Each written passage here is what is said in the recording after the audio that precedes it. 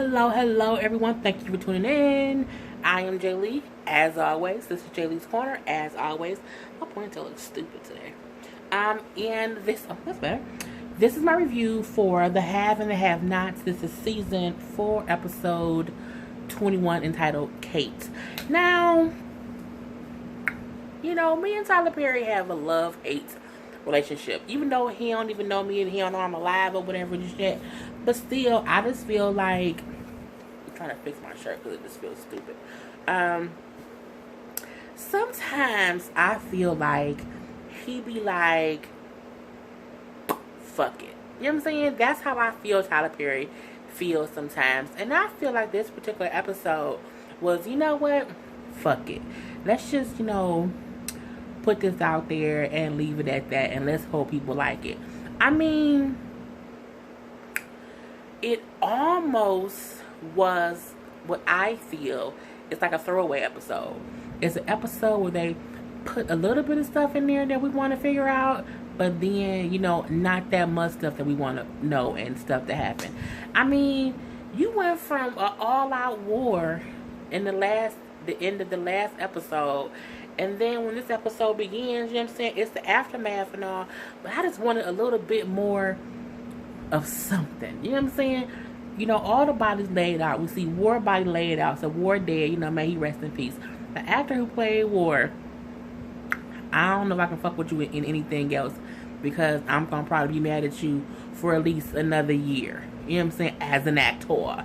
I still think you cute as hell, but you played that role so good, I think your ass is a motherfucking sociopath, so I can't see you in anything else just yet, okay?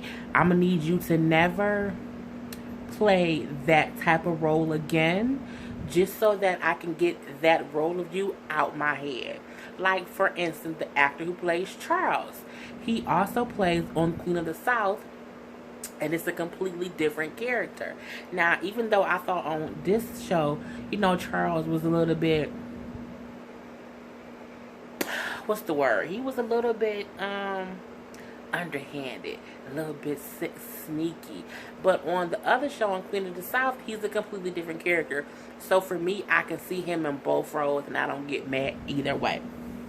War, seeing you laid out dead on the ground, laying on top of that other man in the restaurant, I was like, you got what you deserve. Go ahead on about your business and go away. Mama Rose walks in and she's like, look at my restaurant. Thank God I own the police. So we like, okay, so we know that's going to be swept up under the rug. They ain't going to be on the news about, oh, it's a big murder. All these people died at Mama Rose's restaurant. Erica is still there, though. And she's still sitting there looking, oh, so frightened. Like, oh, my God, I'm a damsel in distress. And then, Mama Rose is like, well, who was that? Do you want her to live? And Mitch's like, yeah, go ahead and let her live or whatever. And, she leaves out. He does, like, he's like, sorry, Grandma, for making a mess. She's like, it's okay, it's fine. Is that him? And he's like, yeah. And she was like, tell Candace I said thank you. And he's like, how do you know her? Just tell her I said thank you. No, tell her, and also tell her I owe her one. And that was the beginning episode. The beginning of the episode. I'm looking like, I mean,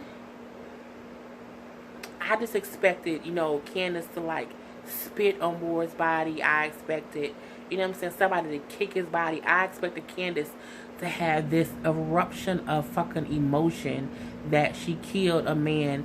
I mean, think about it. War raped her more than once, if I'm not mistaken. Yes, I'm moving my camera. He used to pimp her, I believe. He killed her son. I just wanted it to be more than just this. In the last episode, gunfire, everybody's shot. Okay? And then this episode, it's a dead body and Candace is gone. I wanted Candace to have some kind of scene with War's body. You know what I'm saying? Just to have that ending of, you piece of shit, you raped me, you was, multiple times, you killed my son, you tried to kill my brother, you were after me, you beat me up before, you know what I'm saying? Just, I wanted that, and I feel like Tyler Perry just said, fuck us, that he didn't have that scene. Like, Candace wanted her revenge, but she still I feel like when you get revenge, you look it in the face and you see the aftermath of it. I wanted Candace to have at least a 1 minute scene of her in the aftermath of having Ward killed. This is my perspective. You know, the next scene is even the next. Candace was just so fucking subdued in this episode that it kind of pissed me off. I feel like Tyler Perry missed the mark. Candace and Mitch is in the car, and it's just a calm conversation. I mean, you just found out your child is dead. You just killed the person who killed your child. Why are you so just subdued and like, oh, you know, okay, he's dead. You know what I'm saying? That's how I felt. It was like real laid back. And you know, people might say, well, she was still in shock because of everything. I get that too, but even with being in shock, it's still something. Wait, hold on. I hate when my lips look crazy, so I had to put on some stuff on my lips. Don't judge me, shut up. So yeah, so Candace and Mitch is in the car, and the conversation was just so lax. You know what I'm saying? He is like, you know, how you doing? And she's like, oh, you know, I'm whatever. She does say to him, like, you know, I know you didn't want to be in your family's business, you know, but is it so bad? And he's like, well, you know, my family can get crazy. It takes a lot. And then he brings up, you know, how you save kids' lives. And she's like, well, you know, he killed my son and he deserves to die. So, you know, I don't feel bad. You know, he's like, no, you know, my grandmother gets so mad sometimes when things happen. You know, she was about to rain holy hell down on the hood. So you save people's lives, you know, because last time something like this happened, she went crazy. And Candace's like, oh, yeah. Bloody Thursday, I remember, you know, we were kids, and just like, I mean, the conversation in the car to me was boring. You know what I'm saying? What else did he say in the car? He did let her know that, you know, Mama Rose wanted to thank her in person, and Ken's like, you know, no, I'm straight, we cool. And he's like, you know, you really can't, you don't want to disrespect her or offend her. And she's like, you know, I don't want to do the whole in-person thing. He then said, you know, I didn't know that you had been here before. And she's like, yeah, she kidnapped me before. You know, she kidnapped me for John Cryer. And, you know, but I made it out alive. And he was like, well, yeah, this is where they bring people, you know, or whatever. No one ever makes it out. So you were lucky. And she's like, yep, but I made it out. But yeah, it was just a whole... I felt like it was a bullshit conversation. You know what I'm saying? I felt like, but it could be... People can say, well, her son is dead, so she could be numb. But you out here playing the murders. You know what I'm saying? I just want more. Even if she's emotionless, if she's cold-hearted, I want more of it. I want more something. Again, I just feel like Tyler Perry missed the mark on how he could have handled the aftermath of Ward being killed. And even, you know, Candace and Mitch being in the car having conversations, it was kind of boring to me. I was just like, I mean, what? Okay. What? I just didn't like it. I'll say I didn't like it. I didn't like it. We see Benny and Hannah in the car. I'm like, why the fuck everybody sitting there having conversations in cars? And she lets Benny know that Candace called her, that Candace blames her for Q's death. You know, said, you know, if you was covering him or if you were holding him, how did he die and you didn't die? You should have died. And then, you know, so how she blames her, how Candace blames her. She then goes into, like, you know, I was holding that baby, I was covering him. You know, why didn't I get shot? Why is it that he was murdered? And, you know, why didn't something happen to me? You know, being like, you know, Ma, it's not your fault. And she's like, you know, I tried. I feel like it's my fault because I tried. And he's like, Mom, it's not your fault. You know, Hannah is saying how she's done. You know, she's empty inside. She's, you know, she has no faith left. We should say, I have no faith. I'm out of faith. I'm out of patience. I'm out of prayer. You know, I'm just, you know, life has just been so hard. You know, my whole life I've struggled. And, you know, I'm just tired. My life has been nothing but a struggle. And, you know, being like, Mom, let's go to church. She's like, I don't want to go to church, Benny. And he's like, well, okay. You know, remember you told me that no matter what, God will always make a way. And then she's like, you know, I don't know what's going, you know, I don't know what's the reason I'm going through all this hardship. And she, you know, she lost her job. her house was blown up when Quincy ran a car into it. Then, I mean, she has lost. It has been one thing after the next, after the next, after the next. So she's having a hard time right now. But I also feel like in times where people have this, when times where people have offered her things wholeheartedly, she has not taken them. So sometimes Hannah put herself in different positions. You know what I'm saying? Just sometimes, just sometimes, not all the time. Not saying nothing's going on is her fault, but I think sometimes she's just so stuck in her ways. She just does what she always feels is right, and then sometimes it doesn't work out. For instance, she got custody of Q, and that was a crazy situation. They were in the hotel. That was a crazy situation. Benny wanting Candace to be there. That was a crazy situation. It was just a lot of shit going on. And, she's depleted of all energy. You know what I'm saying? She held her dying grandchild. I completely get it. So her kind of humdrum, oh my God, I don't feel it. Her and Candace are kind of feeling the same way. But for some reason, I wasn't bored by Hannah. And I was bored by Candace's scene. So it was the two sides of the same coin, played differently, I believe. I think the reason I was more entertained by the scene with Hannah and Benny is because when Hannah was saying, I'm so tired, I'm out of my face, I can't, I can't deal with it anymore. And Benny says, let's pray. And she doesn't want to pray. But Benny prays. You know what I'm saying? Our Father which art in heaven, hallowed be thy name. He starts praying. He's like, Ma, help me. And he's trying to get her to pray. And he's praying and he's saying the prayer. And in between each line, he's saying, Mama, help me. And he's looking at her, and she's null. She can't do anything. And he keeps saying, Mama, help me, but keeps saying a part of the prayer. And she never finishes the prayer. She does not join in, as some people do when they're just down on their luck, and if someone starts praying or someone starts singing, if someone starts reciting a poem or something, the person typically will join in. Hannah didn't join in because Hannah said, I'm tired. My life has been nothing but struggle. I'm empty. I'm out of faith. I'm out of patience. I'm out of prayer. And some people get to that point when they feel like they lost a lot. Some people get to the point to where they question God. They lose their faith for a moment. I think this is Hannah's moment of losing her faith, based on just going through everything. But I think she's just so numb, she can't feel anything. You know what I'm saying? So I do hope she comes up out of that eventually. The next thing we see is David goes to see Erica. I think Erica called him. I think she said, you called me? And she's like, oh my God. So she kind of paced, and he's like, what's wrong? What's up? And then she's like, I just, I have to get out of here. And he sees her face, and it's a bruise on her face. And he's like, what happened to you? What's going on? What happened? Did Veronica do that? And then he's like, I'm going to go. She's like, where are you going? I'm going to talk to Veronica. And she's like, no, it wasn't Veronica. Veronica didn't do this. He's like, well, tell me what's going on. What's wrong? Let me help you.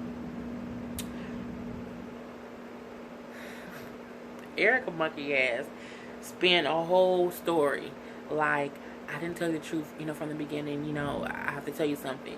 So he like, is this, is it something illegal, or whatever? She's like, no, I'm running from someone. He's like, well, it's not illegal. And she's like, And for a moment, I thought she was going to tell him the truth and say, look, Candace wanted me to talk to you to try to get to Jim. But the minute I talked to you, I thought she was going to tell him the truth about everything that happened. Nope, not Erica. She goes on to say that she's running or hiding from her from her fiance. He's like a fiance. And she's like, well, he wants to marry me, and I don't want to marry him. And, he's abusive. He's been abusing me. I'm trying to hide from him. I need to go. I need to get away from here. I need to, be safe. And she's playing David to the T. Because he's trying to be Captain Save him. He want to save her goddamn own life. And he like, she's like, I need to leave. I need to get out of here. And he's like, tell me, what do you need? And I can get it for you. And she's like, I need some money. I need to be able to get out of here. Now, when she said I need some money, I thought he was going to be like, you playing me? But he didn't. When she said it, he said, okay, I can get you some money. How much do you need? And she's like, I don't know. I don't know what to do. Tell me what to do. I need your help. I need to feel safe, before he comes after me. He's like, does he know where you are? Does he know you're here? And she's like, yeah. Yeah, he's like, okay, pack your things, let's go. And I mean, she played him good. Played him good. And she's like, oh, can we take her backstairs? I'm just so scared. And he like, yeah, you never have to worry about anything. I'm gonna keep you safe. I'm taking you out. I'm gonna get you somewhere safe. Erica played him to the T, to the point where when they walked out, she made him walk out first to make sure the coast was clear, and then she kind of, looked around as if everything was like walking cautiously. I'm looking like, okay, you've done this before, my mom. Okay, bravo, you played crazy bitch real good. And they leave or whatever. This episode was just so fucking stupid. Melissa's back into her prison. Where is her goddamn prison? Veronica's house. And who brought her to prison? Her goddamn mama. Yes, Melissa's mom brought her back to Veronica's house because her mama is a piece of shit. Flat out, point blank, period. I'm like, how your daughter tried to commit suicide because she was with this lady who was driving her crazy, and you, as her mother, take her back to that lady's house. You bitch, you, okay? You deserve to get ran over twice to live. I don't want you to die, but I need you to get like hit by a car, and then you like roll over the car, but you live and you okay. But you have like, a little bit of back pain here and there. You know what I'm saying? I need something to happen to you. So, her mom ain't shit. And, she's like, she's back. She's going to be better. She learned her lesson. And, she's fine. Veronica and the mama then start talking about, she's like, well, is everything okay? And she's like, with the funeral, because her dad died. And she's like, well, it's going okay. So Veronica's like, do you want something from me? She's like, no, it's okay. And then, she's like, what do you, she's like, well, the insurance policy won't cover it all. So, there are some costs that we need covered. So Veronic's like, well, how much do you want to borrow? And she's like, well, I don't know yet. The funeral home was putting together the costs. Can I let you know later? And she's like, yeah. She's like, oh, so you want to borrow more money? She's like, no, only until I sell the house. And she's like, oh, you're gonna sell the house? And she's like, yeah, I'm gonna pay you the mortgage. I'm like, bitch, oh my god, you piece of shit ass bitch. She's a piece of shit. Veronica then says, oh, you're gonna sell your house? Where you gonna live? Oh, my sister, she lives in whatever state, and she's, she has room for me. So your husband dies, your sister's pregnant, she's in the room, in the house, with the fucking psychotic crazy woman, and you're gonna move out of the state and leave her there pregnant with this crazy woman, and you, bitch. I mean, it was just crazy. And you selling your house to pay back a loan, and it's just crazy. So then they had that whole conversation. The mama's then like, oh my god, something smells so delicious, and she's like, oh yeah, that's dinner. Oh, okay, cool. And the Rock was like, bye. Like, bitch, you ain't invited to dinner. And the mama leaves. And Veronica then start cracking jokes on the girl mama, asking Melissa if her mama is on crack. Is your mama on crack? Because she's always over here asking to borrow money. Can I get $5? And I'm looking like, bitch, did you call mama a crackhead? I just can't take Veronica fucking serious. And then she said, if you don't watch out, you're gonna be big like your mama. And I'm like, her mama's fucking skinny, bitch. What are you talking about? Like, I tell those, those poor black ghetto girls, they can't be eating all that food. I'm looking like, bitch, really? I need someone to check the dog shit out of Veronica. She can't just keep going unchecked. It just can't. No. Just, no. Okay, check that bitch. Point blank into the period. So she takes Melissa upstairs and say, hey, you need to get some rest. Come on, let's go upstairs. And at first, Melissa's like, no, I'm straight right here. She's like, no, you belong upstairs. Take her upstairs to the room that she was in before. The goddamn on bed is still bloody. And she's like, oh, I know you didn't think I was going to have my maid clean up your mess. You have to clean up your own mess. Tells her you need to clean the sheets, clean the blood up out the mattress, do it all. I need you to do it all. First of all, if I walk into a room and it was bloody, bitch, I'm burning your whole goddamn house down. You wanna know why? Because I don't like you, okay? I need Melissa to grow some balls. some balls, a backbone, nipples. She need to grow something that makes people be hard. Okay, you can't. You ain't gonna take me back to the room where I found out my father died and I tried to kill myself, and then tell me clean up that bloody bed. Really, really, Veronica. It was just bullshit. And then she's like, I have to go, but I need to pull out my checkbook because your ratchet ass mama gonna probably come back asking for some money. Bitch, you keep talking about my mama? But then because she told her, my mama not on crack, she's disabled. And she was like, that bitch ain't disabled.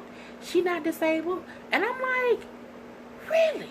Veronica, I just need somebody to fuck her ass up one good time. Matter of fact, when somebody come run over Melissa goddamn mama, they need to also run over Veronica monkey ass and hit both of them, 2 for the price of 1.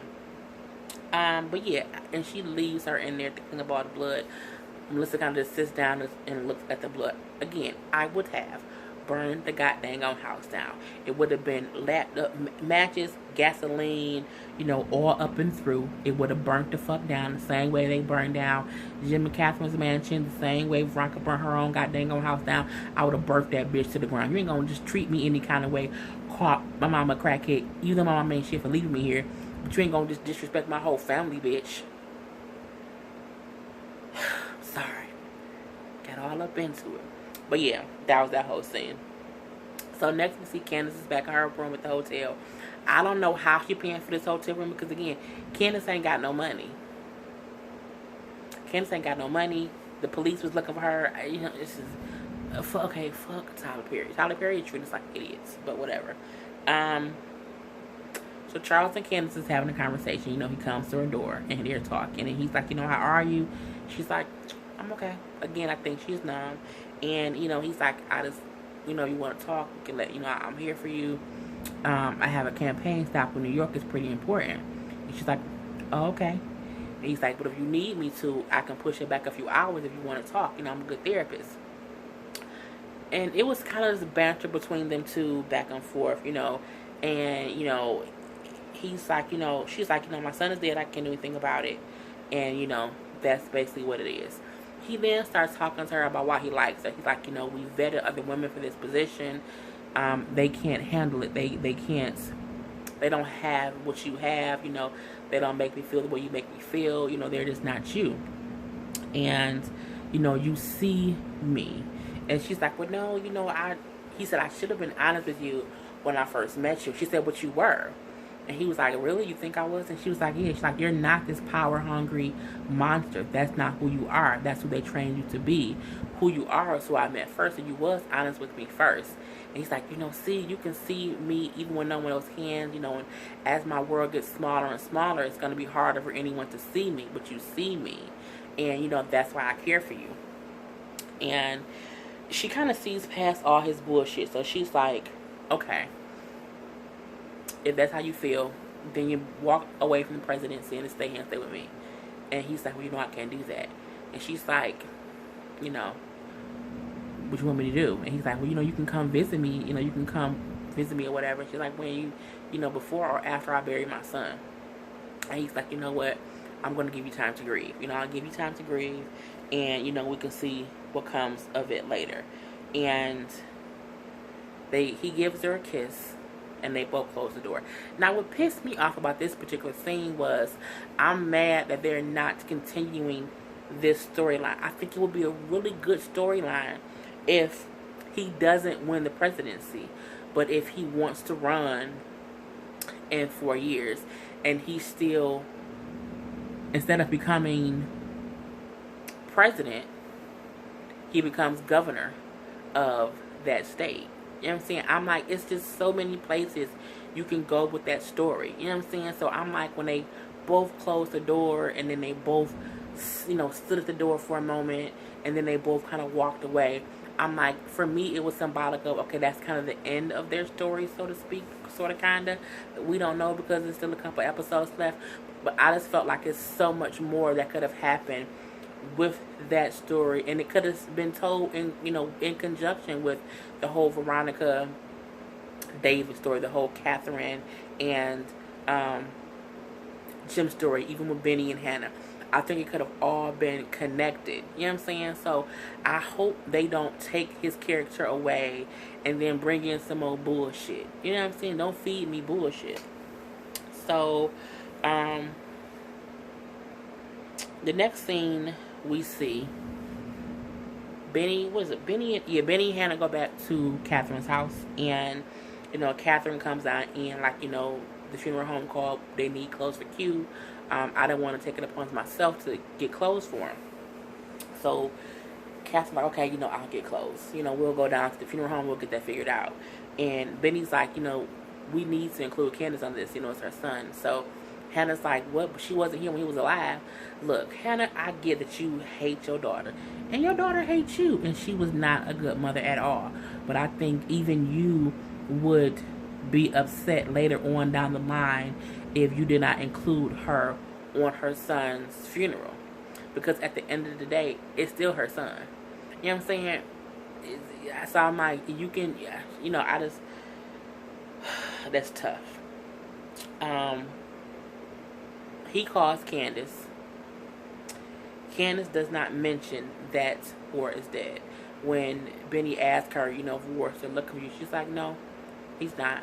But she doesn't tell him, not only is Ward dead, I organized it and Mitch helped me and we had him murdered. Benny just lets her know we're going to the funeral home. Me and Mommy can come get you. And she's like, no, just send me the address and I'll meet you guys there. So he's like, okay, I'm going to text you the address. And that's it. Catherine and Hannah had a conversation. For me, this is the whole back and forth. You know how Tyler Perry repeats the same shit over and over and over and over. It was the thing of Hannah saying, how she can't keep staying with Catherine.